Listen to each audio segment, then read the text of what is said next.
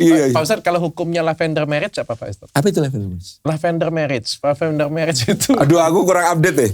Apa itu? Waduh, Pak Ustadz nggak tahu lagi lavender marriage. Lavender marriage itu seorang yang LGBT, tapi menikah hanya untuk status. Jadi misalnya laki-laki nih, dia itu pasangan homo, pasangan LGBT, jadi dia menyukai sesama jenis, tapi dia membayar suatu cewek atau ceweknya nggak tahu, dijebak lah. Banyak ini Pak Ustadz. Dinikahin. Untuk status, kan beberapa sampai punya anak. Pak Ustadz jangan tanya dengan saya bagaimana caranya punya anak, karena zaman sekarang kan masih ada inseminasi dan lain sebagainya. Sangat mudah bisa apa jadi. Dalam Islam memandang lavender marriage itu Pak Ustadz? Konsekuensi hukum dari hal ini maksudnya harus ditafsir. Ya, satu, kalau hubungan sesama jenisnya jelas sangat terlarang. Ya, kita tidak berbicara ke sana. Bagaimana pernikahannya? Sudah jelas itu salah ya.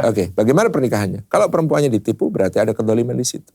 Kalau perempuannya tidak tahu bahwa suaminya ternyata penyuka sesama jenis, dia dinikahi untuk status, itu kedoliman. Haram dari awal.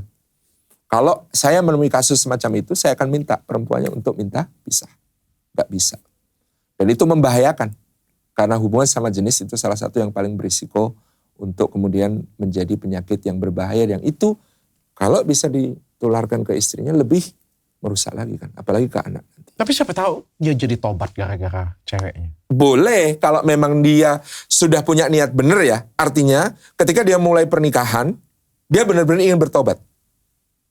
Bukan tujuannya lavender marriage. Bukan untuk mengcover statusnya. Kalau sudah cuma untuk sekedar mengcover status itu, maka sebenarnya ini mungkin saya termasuk yang mengambil pendapat yang keras.